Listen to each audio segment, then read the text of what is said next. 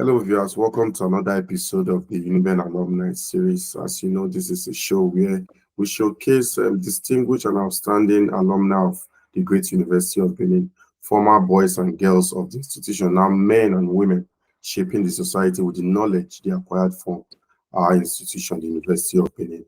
On today's episode, we have a great man with us today. He's the Vice Chancellor of Western Delta University. He's a professor with the University of Benin, but he's on loan to Western Delta University. Right now, he's the current Vice Chancellor. He's Professor Augustine Ikelegbe. Thank you, Prof, for joining us today. It's wonderful to be with you. Thank you, sir. Thank you for the good work you are doing. Thank you. I appreciate that, Yeah. Prof. Thank you. Yeah. Yeah, Prof, we'll go straight into it. If I'm correct with the research I made, you got admitted into the University of Benin as a student, an undergraduate student in 1980. Is that correct, Prof? No, I was admitted to University of Benin in 1976, September 1976. I graduated in 1980. Okay. Graduated in 1980. Okay, thank you for that clarification, Prof. Okay, so I want to ask, 1976, the university was just 6 years old as at then. Yeah. And was it proximity that made you opt for University of Benin? Because one, if we look at the department, I think your set was the pioneer set, was the very first set. Was the third set in the social sciences. In the social sciences. The first set was 1978. First set graduated in 1978. I graduated in 1980, so like the third set. From the department? Yes, from the department and even largely the Faculty of Social Sciences. It was then a joint faculty of Arts and Social Sciences. Okay, so the faculty, the school was relatively young as at then. Yes. So, Prof, what made you to opt for Uniben? There were other universities who were older. So what made you choose Uniben? Yes, that was the time where we used to do entrance to enter a university, not JAMB. That was not the time of JAMB. We started. So usually I chose 2 universities, and I wrote the concessional entrance in 2 of them. That was the University of Nigeria, Nsukka, and the University of Benin City. I was quite young then. I was just leaving secondary school. In fact, I left secondary school in June 1976 and entered the University of Benin in September 1976. So did I have so much choice? University of Benin was quite popular. The Bomundia factor and the UK Clark factor. These were, it was emerging as a great university. And so do you know that then our names were published in newspapers? When you got admitted, I was published in the Nigerian Observer then. So everybody, the whole state, they will know that you were a son of this family, another was admitted into University of Benin. So it was great then. The university education was great. University of Benin was a great university. It's still a great university. And I'm proud to be one of the first set. And not just the third set, but it was in my set that we made the first class honors. In fact, I was the first class honors graduate of the Department of Political Science, and one of two. There was another graduate in sociology that also made first class in that year, 1980. So we charted a great course. We worked very hard. We were quite focused at that time. We were comfortable. Also, I hope you know that at that time, university education was comfortable. Our accommodation was comfortable. The cafeteria was wonderful. Facilities were quite wonderful. We enjoyed our time at the University of Benin. I remember Sunday was a very good day in terms of having your maybe quarter chicken and then having all the good things in the cafeteria. We enjoyed our time at the University of Benin then. Things later got messed up with the economy.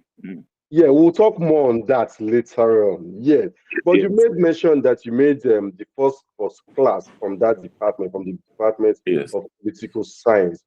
How was the academic journey like? Because before you had others said that have graduated, but there was no first class graduate. So how was it for you without having a template, without having someone to look up to and said, okay, this person had made a first class from this department. Maybe you can just some inspiration or maybe just ask questions how you did it. So how was it for you as the pioneer, as the pathfinder in that regard? Let me confess. We didn't even know that the first class honors was possible. We just worked hard. I just worked hard. You know, wasn't too much on the play side. Was in fact a Christian Union person. So it was the library, the hostel, the classroom, and all that. So we worked very hard. And what we didn't expect, the first class, because it was in the social sciences. Like I said, we were the first in the social sciences. It wasn't expected. I mean, it was not mathematics. You understand? It was not mathematics or physics that you can score 90. You can score 80. So, but thank God we made it. We worked hard, and we didn't even know that. I didn't even know that I was heading for a first class honors until one day when a lecturer asked in the class, "Who is this person? Is he here?" And I stood up, and okay, he just took note of me, and then realized that possibly I was up to something great. Good. And then the university wasn't like as it is nowadays too.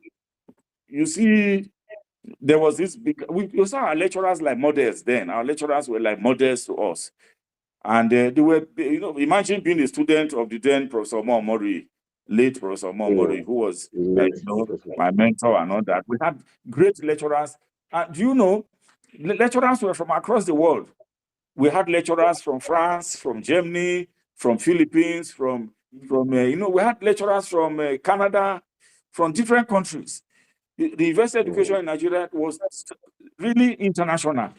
You had students, we had lecturers. I had a mate who was from India, a student, and all that. So it was things collapsed after when structural adjustment happened. That's structural adjustment happened that killed greatly the quality of education and the internationalization of education in Nigeria.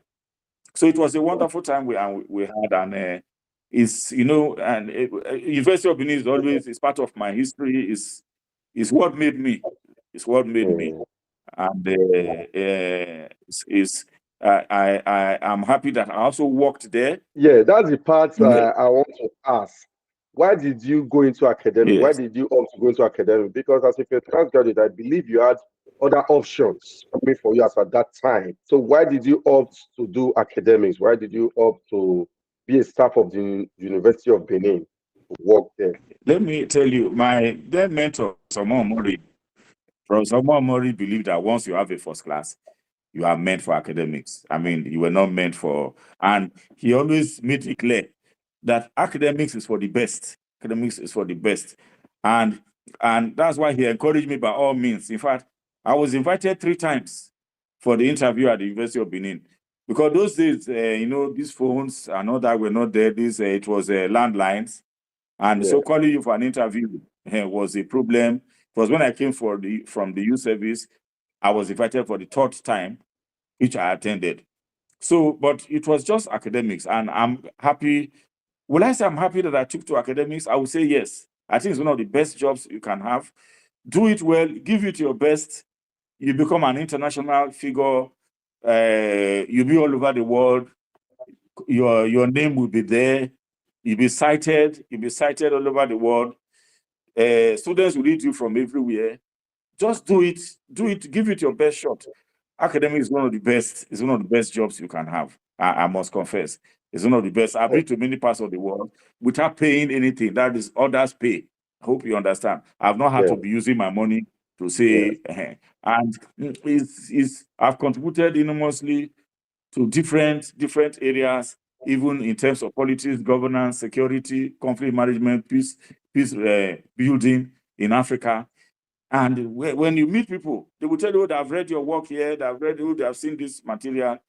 And that's what makes you happy as an academic, that you are contributing to knowledge and that you are making people, you are making new scholars, you are contributing to the growth, the next generations of scholars.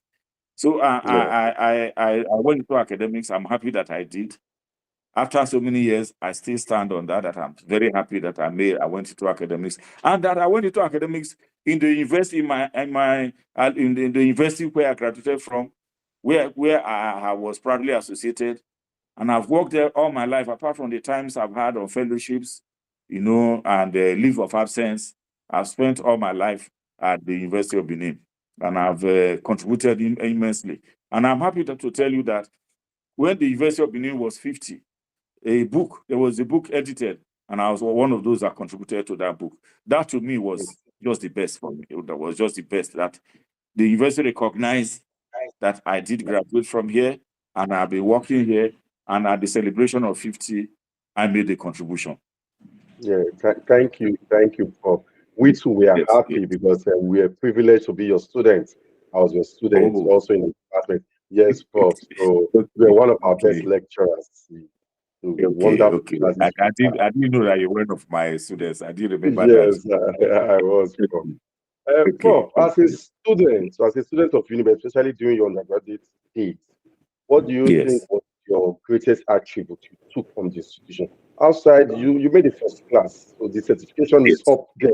But outside your certification, what do you think was the greatest attribute Uniben gave to you? Yes, let me put it like this. Coming from the secondary school like I was, the University of Benin was the place where I was socialized, where I was inducted into adulthood, into real adulthood. And it was a great environment, particularly in terms of the quality of lecturers, the credibility, the integrity of lecturers. And then they were instilled with hard work, the culture of hard work. Let me tell you, and nowadays, when you fix a lecture for 5, our students will be complaining. We attended lectures from 8 in the morning to 6 in the evening. You could go back to your room, take a short nap, go for the next lecture at 3 o'clock, then to 6 o'clock, and what have you. But we didn't complain then. I mean, it was part of our culture then. We were part of it. So we worked very hard.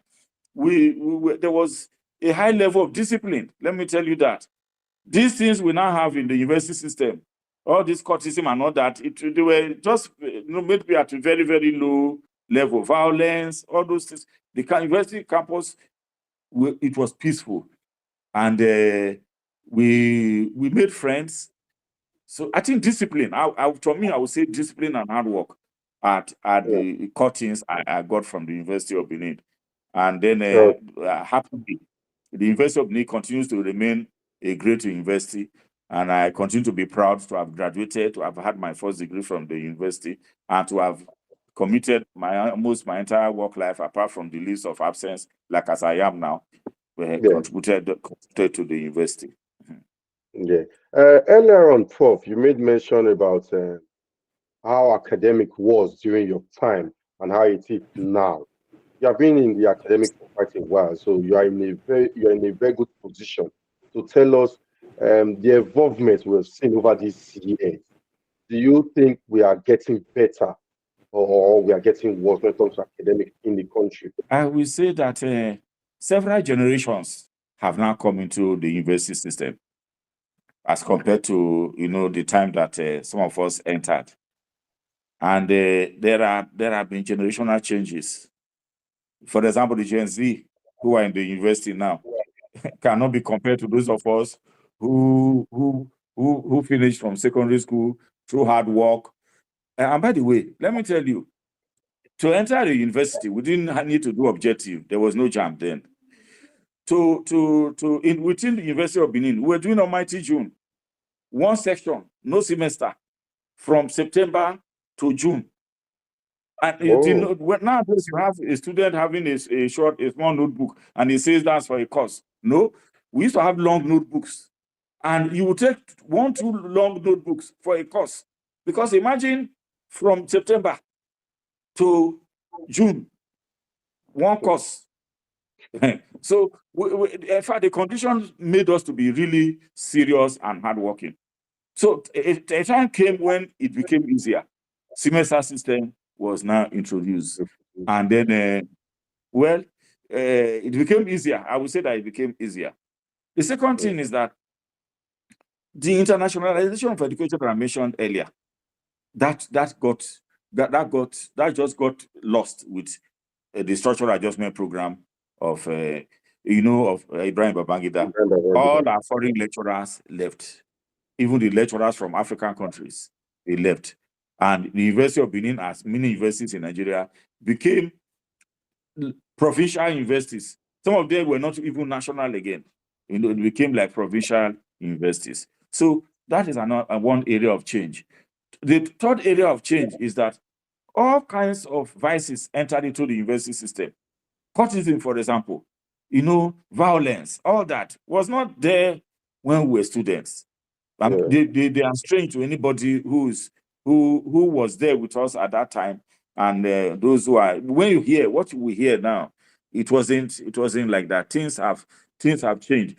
I think the value system of the youth changed, and I should also tell you that in my time, I was perhaps at 18 when I entered the University of Benin. I was about the youngest in the class. The value system changed. Whereas in those days, we sought to be the best, we sought to be at the top. There are many students now who have very limited ambitions. Yes, there are still students who have ambition to be the best in the class, to excel in this or that. But the general attitude, the general value seems to have changed. Look at it. There has been a shift from hard work into other kinds of things. Nigerians and our youth don't believe too much in hard work anymore. Prof, sir, a while ago you talked about the involvement or transition when it comes to tertiary institution in Nigeria. You have been there for quite some time. As a student in the 1970s, you've been lecturing in the 1980s, even up to the 2000s, up to now. You have seen the academic world. So do you think we are getting better as a country when it comes to educational sector? Or do you think we are not getting it right? Yes, many things have happened in Nigeria. First, the attention given to education in the public expenditure profile declined. With structural adjustments, education didn't feature too much again as a centerpiece, a center point of our expenditure. And because of the poor funding of our universities started declining. And in terms of competitiveness with the world, our universities also declined. We are no longer, look, in the 1970s, 1980s, up to 1990s, Nigerian universities were well ranked, were ranked among the best. When you publish in Nigerian journals, they were regarded as equal with the journals that were situated, that were published abroad. Our lecturers were going all over the world, and lecturers were coming to Nigeria on sabbaticals, on short fellowships and all that. But with declining funding of education, that also went down. The quality of facilities went down also drastically because of declining funding. So our universities are not as there has been a decline in the quality of education in so many things compared to the universities that we had in the 1980s and 1990s. Also remember, there has been a proliferation of universities. Universities have grown tremendously. Public universities, private universities. We now have well over 200. We're almost going to 300 universities in Nigeria. And that has stretched the manpower capacity, the capacity to the quality of lecturers. That has also stretched it. So many things have happened. I will say that we are not comparatively, we are no more as competitive as compared to other international universities. Our internationalization has declined. You will hardly find foreign students in Nigerian universities now. You hardly find foreign lecturers. Foreign content has declined. And there are some universities in Nigeria where the degrees are not even very well accepted in foreign universities and foreign countries. Whereas in the 1990s, a degree in Nigeria was equivalent to a degree anywhere. But that again has been on the decline. So many things have happened. But what needs to be done is to go back to funding the universities. Now, we talk about even the salaries of the university lecturers. you cannot compare at all what a lecturer in South Africa receives, in Kenya, in many countries, even in Africa. You can't compare. And that also makes the quality of the lecturer and his contributions to decline, because he doesn't have the resources to equip him to compete with other lecturers across the world. So there are so many reasons why we can say that, but that's not to say that we are not trying. There are improvements. There are improvements, but these improvements are not commensurate with the number of students that we now have, with the number of staff that we now have in the universities, So facilities have been overstretched, and so many things have happened, all to me related to funding of the university system. Okay, Prof. Yes. Prof, you are a vice chancellor now. You were HOD, head of department in Uniben. You were dean at some point. So, what are the values of the University of Benin that you must have transported to your present institution? What are these values that you think that has come in handy in the discharge of your duty? Let me tell you that I'm in a university. Yes, okay. So I was head of I was dean and all that. I was assistant dean of PG school and all that. So I've spent quite a number of years at the University of Benin. So I'm a thoroughbred University of Benin man. Okay. So coming here, I would say that I was fortunate that the pro-chancellor that set up this university, that initiated, how will I put it, that managed this university from inception, is a former vice chancellor of the University of Benin, Prof. Andrew Nokoraye. And so the template we have here is the University of Benin template. That's the standard, the whatever that we have followed is set up. In many ways, the standard, the template here is the University of Benin template. And I must tell you that many of the staff here graduated from the University of Benin. Most of the people we take for sabbaticals, for what have you, are also from University of Benin. Our external examiners. Okay, so I've continued that heritage of very strong attachment of this university to University of Benin. So, in fact, I'm sure that 80 to 90% of our external examiners are from University of Benin, for example. So, University of Benin is the model that we have tried to follow in many ways, in terms of even promotions, the standards of being a professor, and all that we have tried to follow. Because University of Benin, well, like I said earlier, I'm a proud offshoot of the University of Benin. Look at it. It's the biggest university in the South-South. The best, in fact, the best university, the biggest, the oldest in the South-South. And it's one of the best. One of the best. It used to be some times ago deceased. Well, in terms of age among the universities, deceased. But has always ranked well, has always ranked very well among universities in Nigeria. I must tell you that even my former students, some of the more than half, close to half of the lecturers in the Department of Political Science are my former students. So I've carried on the heritage and the standards that I met at the University of Benin, and I hope that we will grow it in such a way, this university, Western Eastern University, in such a way that it will continue to model the University of Benin. Yes. Thank you, Prof. Lastly, Prof, like I said earlier, I was your student, and in 2013, I think it was around June, we were preparing for our final week activities. I was made final week chairman for my class in 2013. So as part of our activities, we concluded that we were going to have a public lecture. Yes, when we did that, we came to your office, myself and a few of my classmates. We came to your office to inform you of our public lecture. And I could remember, when we told you we were having a public lecture as part of our final week activity, you said, okay, that you try to attend, you take your schedule and you try to attend.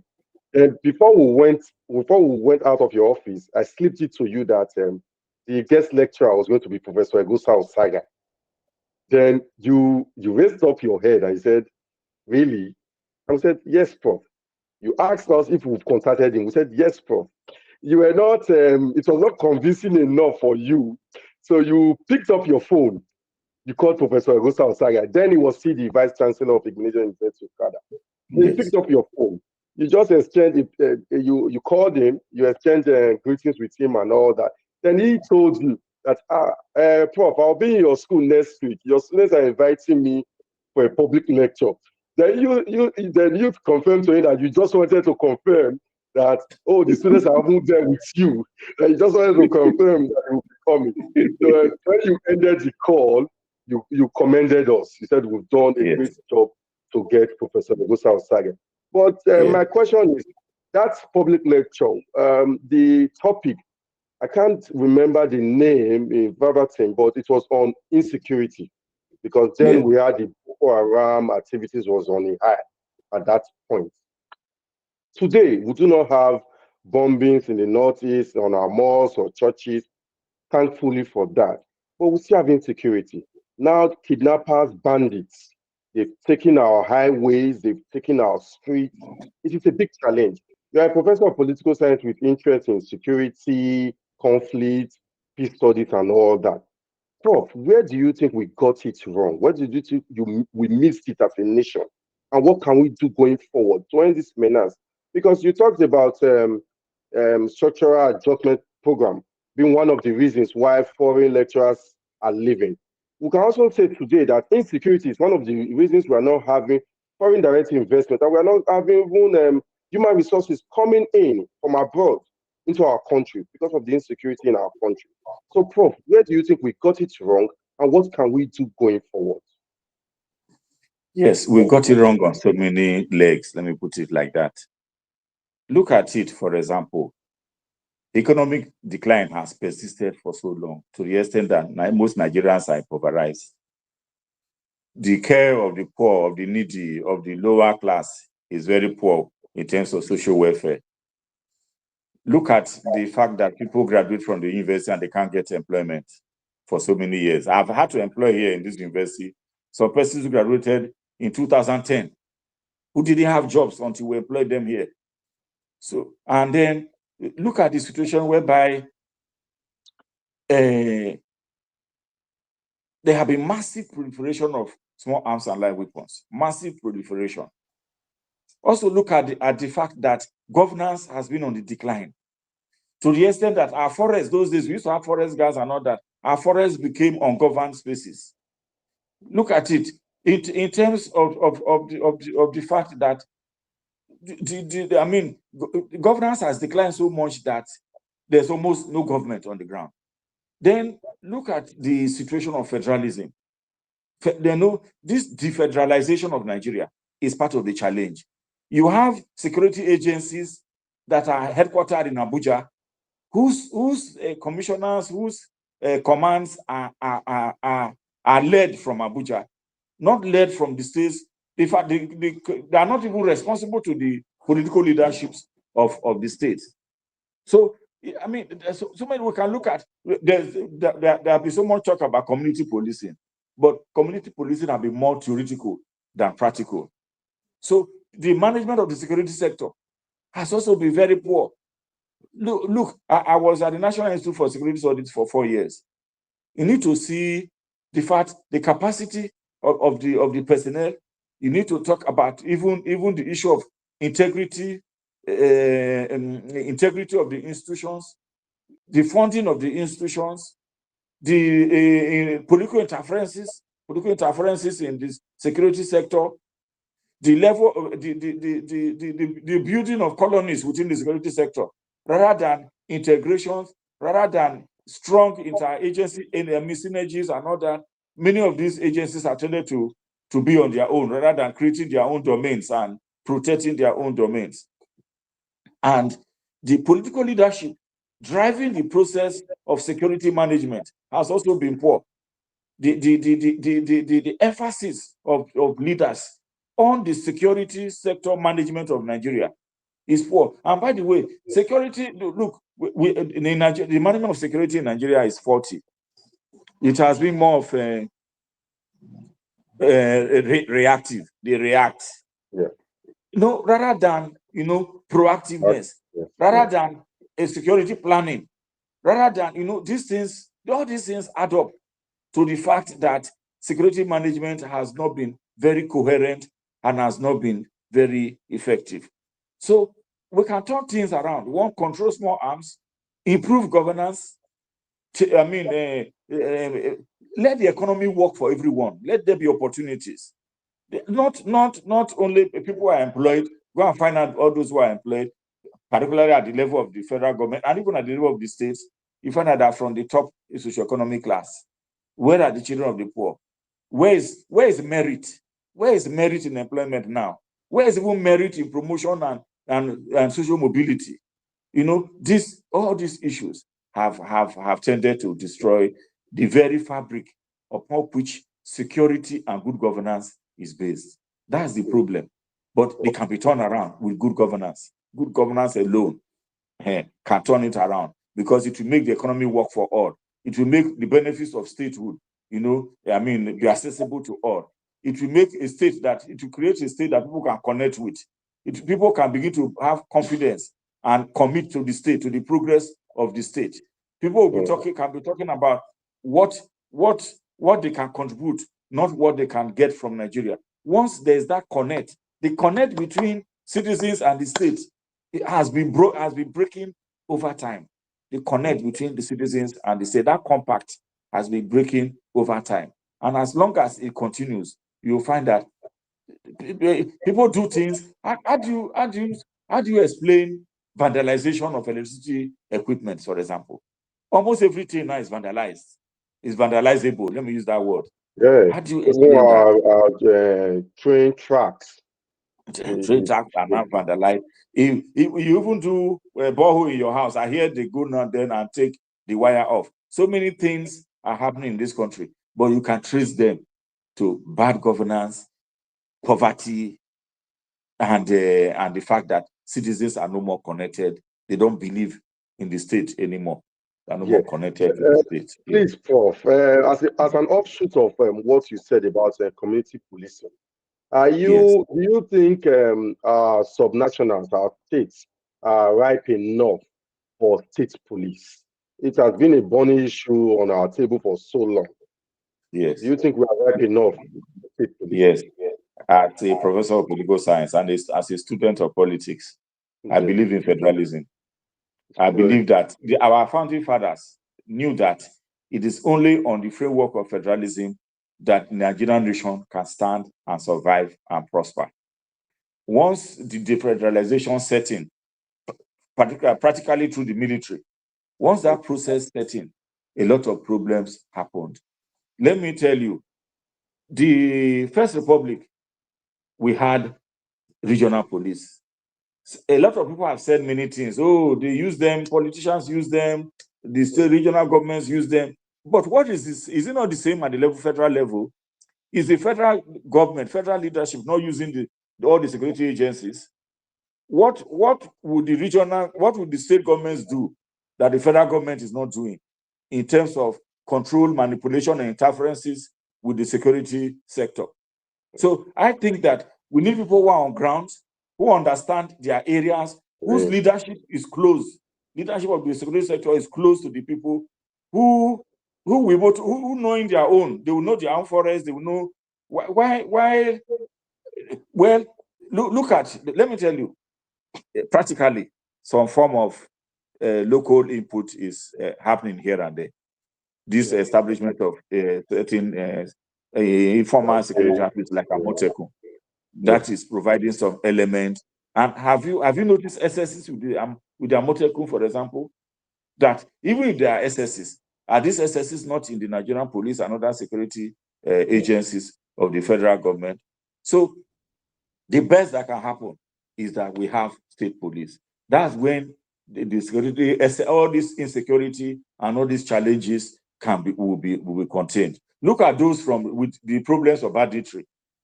You need people who understand it, who understand how the people think. Why are they engaging in these SSs? You need to understand them. If you take somebody from Delta State, from Edo State, he may not be able to understand what's happening in Katsina, what's happening in Sokoto, and you put him to be in charge, and then he will be reporting to somebody in Abuja. It doesn't work like that. Yeah. So I think we need state police that would make governance of the security sector more effective, more grassroots oriented, more sensitive to the people, more efficient in containing insecurity. As it is now, we keep on deceiving ourselves. And it's not just in the area of security. In all areas, we need to re-federalize. We need to re-federalize. Thank you very much, Prof.